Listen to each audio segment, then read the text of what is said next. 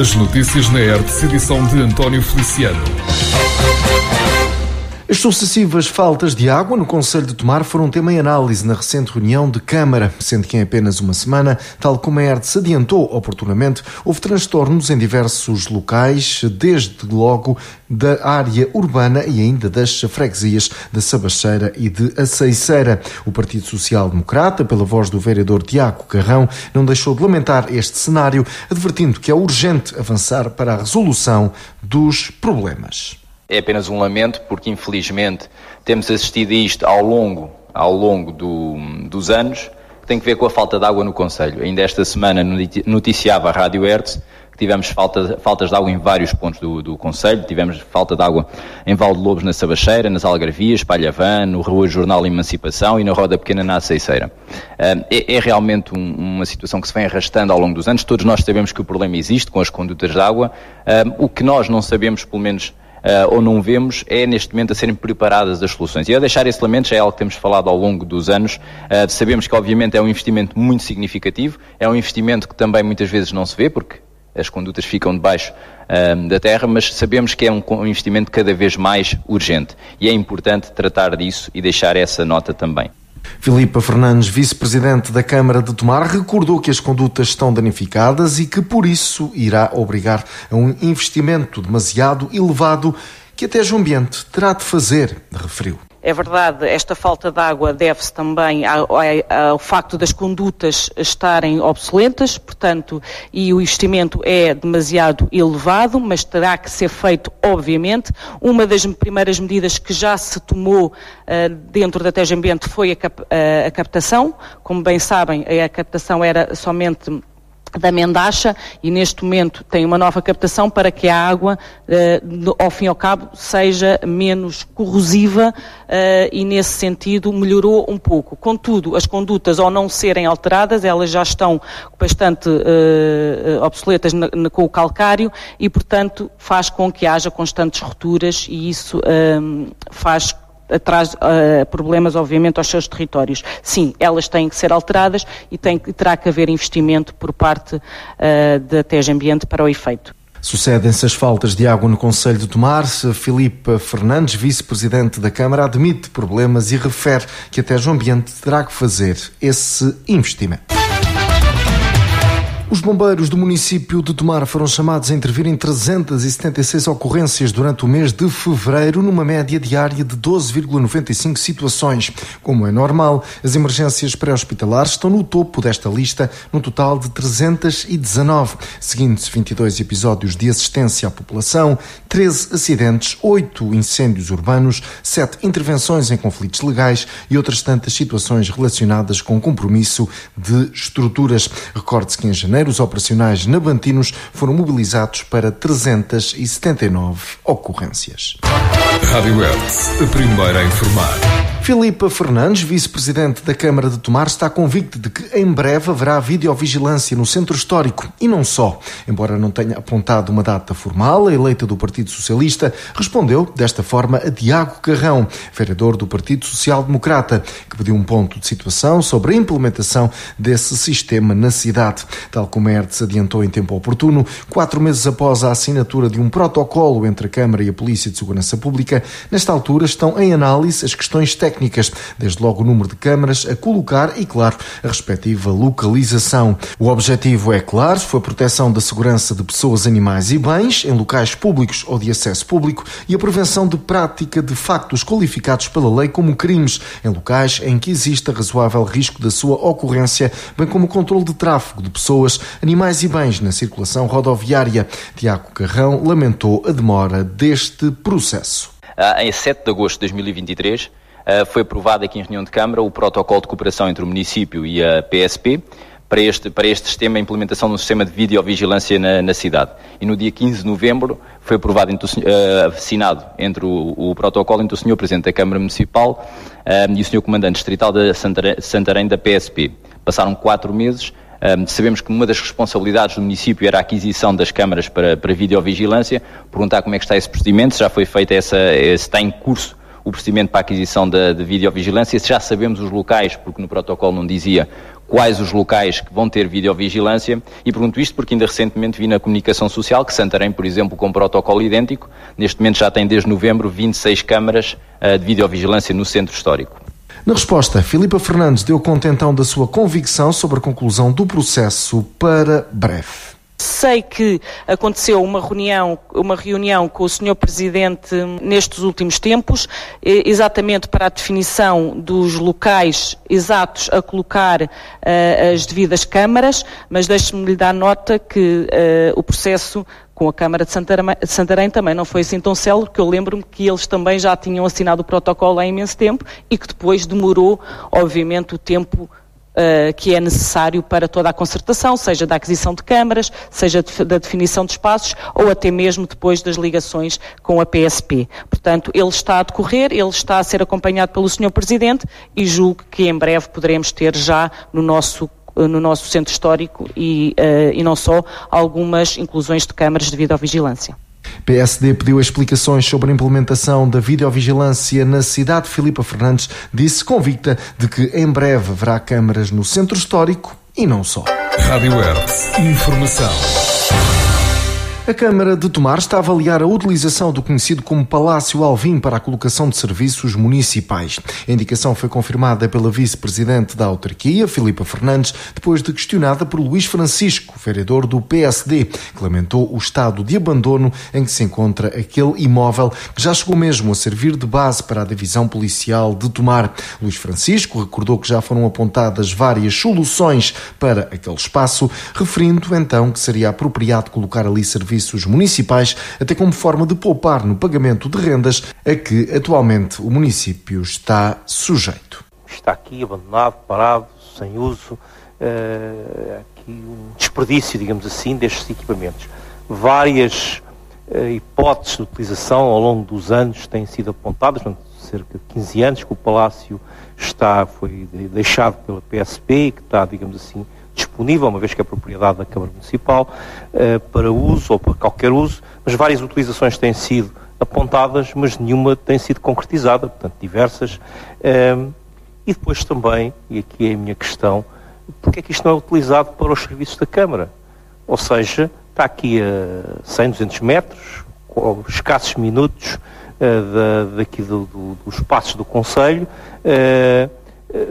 Sabemos que se paga renda em vários sítios, aqui no Palácio Silveira, onde tiveram os SEMAS, o edifício de escavação e outros, que a Câmara está a pagar renda para ter lá serviços, e depois tem ali um espaço que, além de estar desaproveitado, está a degradar e que penso que seria útil. Outro exemplo, quer dizer, temos aqui várias vezes, já falámos aqui do acesso aqui a esta sala, do Salão Nobre, por pessoas com mobilidade reduzida, e fala-se que é preciso espaço para acolher os secretariados e que para colocar aqui um elevador não há necessidade. Se isso passasse para esses serviços ou outros serviços passassem para o Palácio Alvim, tínhamos aqui logo o espaço, e portanto há aqui outros serviços que estão aqui muito apertados, as pessoas umas quase em cima das outras. Por se Tomar, PSD quer que sejam colocados alguns serviços municipais no Palácio Alvim, a Câmara está a avaliar esse cenário. O detentor da Taça de Portugal de hóquei em patins ficou pelo caminho. O Sporting de Tomar não teve argumentos para evitar a eliminação diante do Futebol Clube do Porto, que a jogar em casa não facilitou e conseguiu vencer por 6-2, resultado que demonstra qual foi a melhor equipa. Cai assim por terra o sonho de chegar novamente à fase decisiva da Taça de Portugal. Assim sendo, para além do Porto, também estão apurados para a Final Four a Oliveirense, o Barcelos e o Benfica. Vamos aos resultados. Quartos de final, Oliveirense 5, Sporting 1, Académica de Espinho 0, Barcelos 11, Porto 6, Sporting de Tomar 2 e Candelária 1, Benfica 7. Rádio Hertz, a primeira a informar. O União de Tomar voltou às derrotas no Campeonato de Portugal, neste particular na recepção ao Sertanense. A formação navantina irá ficar desta forma no último lugar da série, já com consequente queda aos distritais. Já o União de Santarém garantiu o play-off de acesso à Liga 3, sendo que só precisa de mais uma vitória nas 2 jornadas que faltam para assegurar o primeiro lugar da Série C. Os escalabitanos ganharam 12 dos últimos 13 jogos. Vamos aos resultados. 24ª jornada, União de Santarém 2, Lusitânia dos Açores 1, União do Tomar 0, Sertanense 2, Alverca B 0, Fontinhas 1, Mortágua 2, Rabo de Peixe 1, Peniche 2, Sernache 0, Marinhense 0, União 1919 1, Benfica de Castelo Branco 3, Gouveia 2. Na frente, União de Santarém 52 pontos, segundo Lusitânia com 47, terceiro Marinhense com 41, quarto Benfica de Castelo Branco com 36 pontos, quinto Sertanense e União 1919 com 35, sétimo Mortágua 34, oitavo Alverca B com 32, nono Peniche com 31, décimo Fontinhas 28, décimo primeiro Rabo de Peixe com 27, décimo segundo Sernache 25, décimo terceiro Gouveia 23 pontos, décimo quarto e último o União de Tomar com 17 pontos. Rádio Hertz. Informação.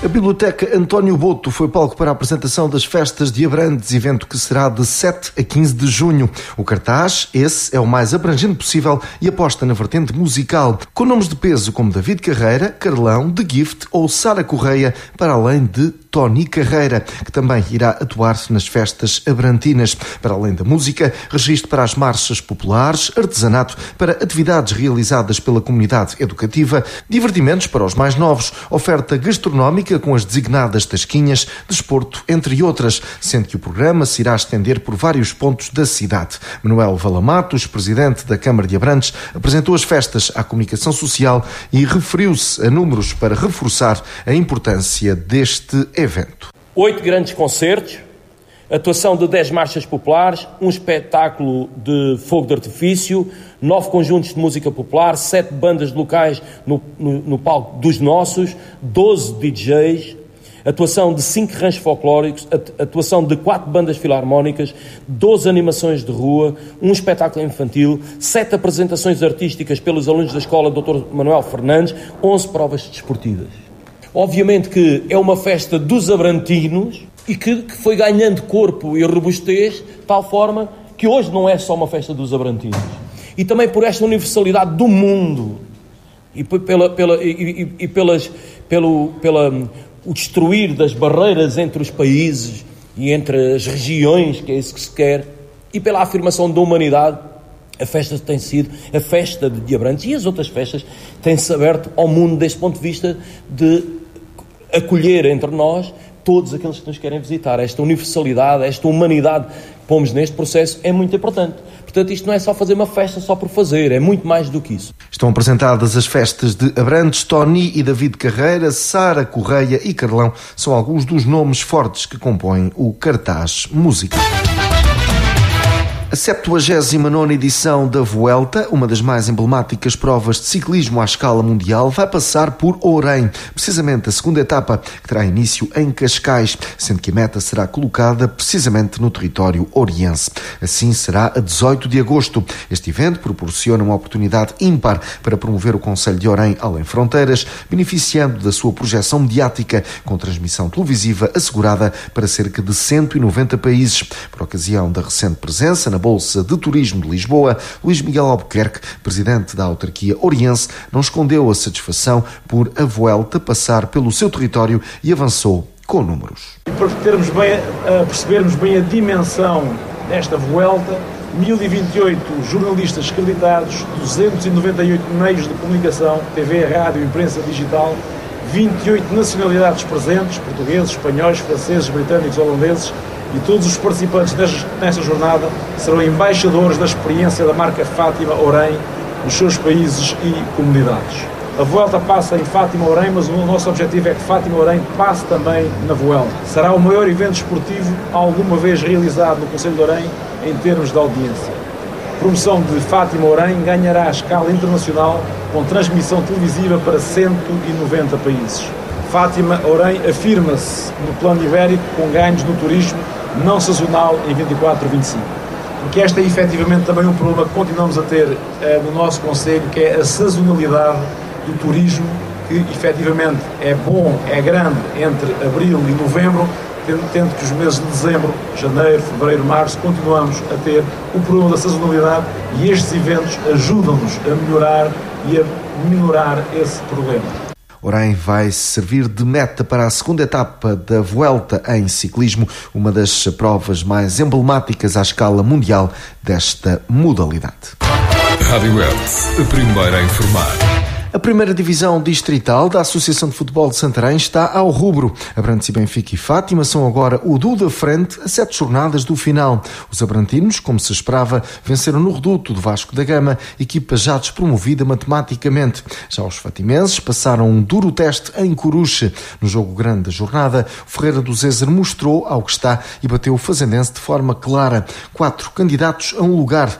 É caso para dizer, aguenta coração. Vamos então aos resultados. 23ª jornada, Alquenenense 1, Oriense 1, Vasco da Gama 0, Abrantes e Benfica 5, Ferreira do Zezer 3, Fazendense 0, Mação 6, Samora Correia 1, Salvaterrense 0, Forense 0, Coruchense 1, Fátima 2, Moçarriense 2, Cartacho 2 e Amiense 2, Torres Novas 2. Na frente agora duas equipas, Abrantes e Benfica e Fátima, ambas com 50 pontos, terceiro Ferreira do Zezer com 49, quarto Fazendense com 47, quinto Coruchense tem 37 pontos, sexto Samora Correia 36, sétimo Mação com 35, oitavo Torres Novas 34, nono Alquenenense com 33, décimo Cartacho 28, décimo primeiro Salvaterrense com 27, décimo segundo Moçarriense com 24, décimo terceiro Amiense com 22, décimo quarto Oriense com 20, décimo quinto Forense com 16 pontos, décimo sexto e último já despromovido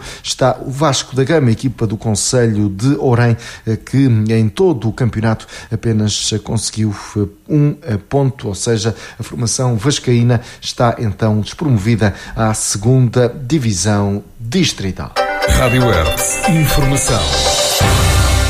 Ferreira do Zezer empatou a 3 bolas em jogo da 18ª jornada da Liga Placar, em futsal. Os ferreirenses nunca atiraram a toalha ao chão, mesmo em desvantagem no marcador, e por isso merecem o ponto conquistado. Isto a 3 jornadas do final desta fase regular. Vamos então aos resultados. 18ª jornada, Elétrico 3, Leões Porto Salvo 3, Candoso 5, Quinta dos Lombos 7, Sporting de Braga 5, Fundão 1, Sporting 7, Belenenses 0, e Caxinas 3, Ferreira do Zezer 3. Na frente, Sporting de Braga e Sporting, ambos com 47 pontos. Terceiro Benfica 36, quarto Leões Porto Salvo com 29, quinto Ferreira do Zezer 26, sexto Caxinas com 24, sétimo Elétrico 23, oitavo Torriense com 21, nono Quinta dos Lombos com 20, décimo Fundão tem 19 pontos, décimo primeiro o Belenenses com 11, décimo segundo e último o Candoso, que ainda não pontua. Avançamos agora para a nota do dia, hoje com o padre Rui Terezo. Nesta crónica, quero falar de um grande acontecimento, de uma data muito importante que decorre amanhã. Amanhã celebra-se o dia de São José, o dia do Pai. E todos nós foi-nos dado como uma graça, como um dom, o nosso Pai. Por isso, ser Pai, o nosso Pai, que nos foi oferecido como um dom, é uma grande riqueza, um grande tesouro.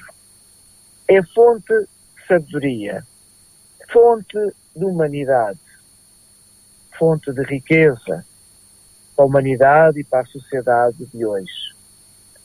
Queria que nesta crónica pudéssemos dar graças a Deus, mas também ao mesmo tempo reconhecer os dons, o bem que os pais fazem na nossa sociedade, no nosso mundo.